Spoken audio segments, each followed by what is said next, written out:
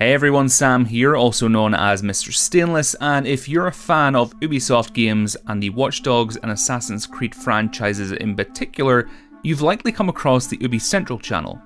Brett, who runs the channel, creates some amazing content.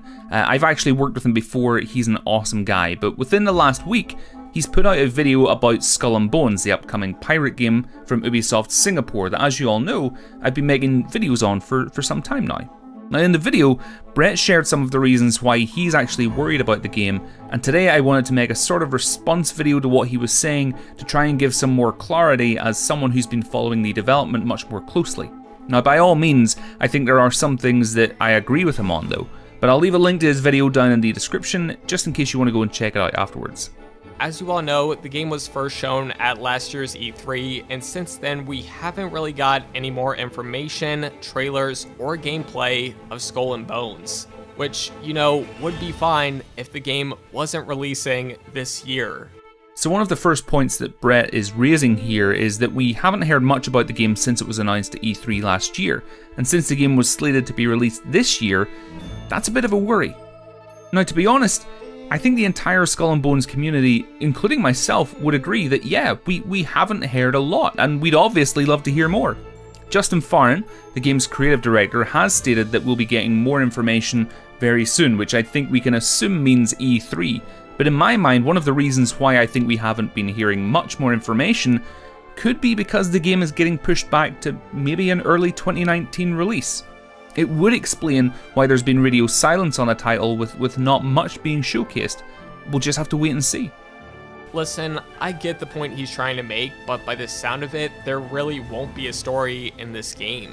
I mean, he said it himself. They want to tell a narrative month after month, year after year, and then throw story elements into it. Now, I'm sure there will be a little tiny story going on in the background, but it definitely won't be anything special because it honestly sounds like an afterthought, which is a shame because imagine the stories they could tell if they really focused on a campaign. Now, I would pretty heavily disagree with this. I actually think the story we'll experience in Skull and Bones will be more similar to what players experience in The Division. Again, this is all coming from the way that Justin Farren and the team have worded certain things. If it was simply going to be an afterthought, and if it was, as some people have mentioned before, just going to be a multiplayer game, then why mention about meeting legendary pirates on your journey? About developing your hideout, about building your crew? If the campaign was an afterthought, I feel like it would solely exist to push you into the multiplayer or divert you into the other areas of the game that the team want you to be in. Instead, what I think is going to happen is that we'll have a single player world filled with AI that we can invite our friends into to play alongside us. If we want to encounter PvP, we can sail into the hunting grounds, which I feel is going to be very similar to the Dark Zone in The Division. I've actually made a video delving deeper into that theory. It'll be linked in an annotation on your screen. But again, we don't know enough to make a clear and concise decision either way. But a big worry of mine is when Skull and Bones releases, there really won't be a ton of content at launch, especially because they've always been planning to release content after the game releases. You know, another game that did that same thing, Sea of Thieves. And while that game can be fun, you have to admit it's pretty repetitive and there isn't a ton of content on the surface for a $60 game, at least right now. Skull and Bones honestly seems like it will be the same exact thing. As much as I like Brett, I think this comparison is way off. The problem with Sea of Thieves, as much as I love playing it, is that there's no direction. You're given a sandbox world and simply told, loot stuff. There's no linear progression to reward players, and there is only the sandbox. With Skull and Bones, we already know there will be linear progression. There will be a single player and multiplayer mode which sets it already leaps and bounds beyond Sea of Thieves when it comes to delivering a varied and full experience to players. Equally, with regards to the developers aiming to release content over time, I think it's better to simply stick to comparing it to other Ubisoft games. It can be a dangerous strategy at the start of the game's launch, but if For Honor, Rainbow Six Siege, and even Ghost Recon Wildlands has taught us anything about Ubisoft's content strategies, it's that they play to the long game, and more often than not, they pay off.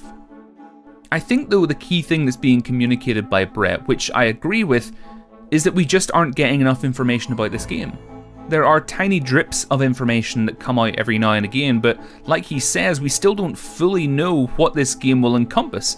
And I think until that happens, we're going to have more folks like Brett who really want to get behind the game, but don't really know what it is that they'd be getting behind. At the same time, I can tell on the forums, on the subreddit, on the Discord that the developers are itching to the point of frustration to tell us more information about Skull and Bones, but they can't. At least not yet, anyway. But folks, let me know what you think about what Brett said down in the comments below. Like I said, if you are an Ubisoft fan, then you need to be checking out his channel. He gets some amazing first looks and makes equally some amazing videos.